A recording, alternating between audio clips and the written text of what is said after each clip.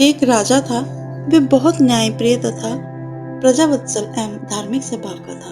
वह नित्य अपने इष्ट देव की बड़ी ही श्रद्धा से पूजा पाठ किया करता था। एक दिन इष्ट देव ने प्रसन्न होकर उसे दर्शन दिए तथा कहा, राजन, मैं तुमसे बहुत प्रसन्न हूँ, बोलो तुम्हारी क्या इच्छा है। प्रजा को चाहने वाला राजा बोला, भगवान, मेरे पास आपका दिया सब कुछ है। आपकी कृपा से राज्य में सब प्रकार की सुख शांति है। फिर भी मेरी एक इच्छा है कि जैसे आपने मुझे दर्शन देकर धन्य किया, वैसे ही मेरी सारी प्रजा को भी दर्शन दीजिए। भगवान ने कहा, राजन, ये तो संभव नहीं है। भगवान ने राजा को समझाया, परंतु राजा अपनी प्रजा को बहुत चाहता था, बहुत प्यार करता था। राजा भगवान से जिद करने लगा। आखिर भगवान को अपने भक्त के सामने झुकना पड़ा। बोले, ठीक है, कल अपनी सारी प्रजा को उस पहाड़ी के पास ले आना, मैं पहाड़ी के ऊपर से दर्शन दूंगा। राजा अत्यंत प्रसन्न हुआ और भगवान को धन्यवाद दिया। अगले दिन सारे नगर में ढिंढोरा पिटवा दिया कि कल सभी पहाड़ के नीचे मेरे साथ चलें, वहां भगवान जी आप सबको दर्शन देंगे। दूसरे दिन राजा अपने समस्त प्रजा और साथियों को साथ लेकर पहाड़ी की ओर चलने लगा। चलते चलते रास्ते में एक स्थान पर तांबे के सिक्कों का पहाड़ देखा। प्रजा में से कुछ लोग उस पहाड़ की ओर भागने लगे।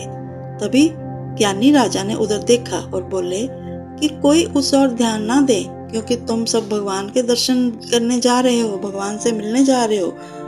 इन तांबों के सिक्कों के पीछे अपने भाग्य को लात मत मारो।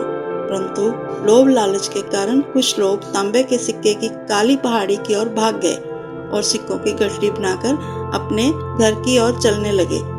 वे मन ही मन सोच रहे थे कि पहले सिक्के तो समेट लें, भगवान से तो फिर भी कभी मिल लेंगे। राजा ने उनका लालच देखा और निराश होकर बाकी प्रजा के साथ आगे बढ़े और कुछ दूर चलने के बाद चांदी के सिक्कों का चमकता हुआ पहाड़ दिखाई दिया।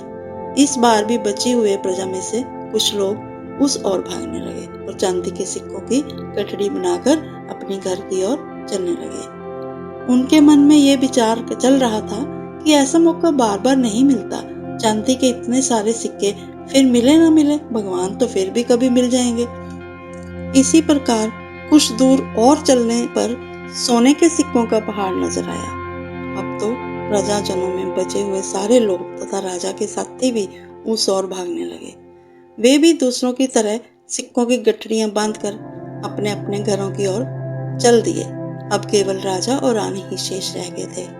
राजा रानी से कहने लगे, देखो कितने लालची हैं लोग, ये सब भगवान से मिलने का महत्व नहीं समझते। रानी ने राजा की बात का समर्थन किया और वे आगे बढ़ने लगे।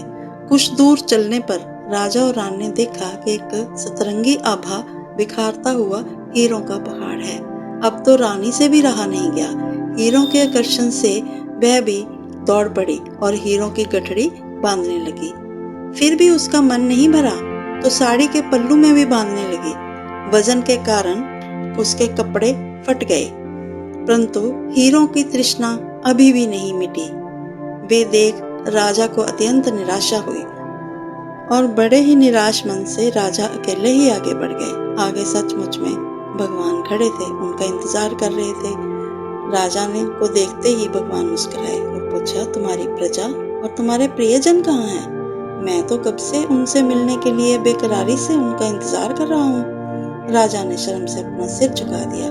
तब भगवान ने राजा को समझाया, राजन, जो लोग भौतिक संसारिक प्राप्ति को मुझसे अधिक मानते हैं, उन्हें कदाचित मेरी प्राप्ति नहीं होती और वे मेरे स्नेह तथा आशीर्वाद से भी वंचित रह जाते हैं।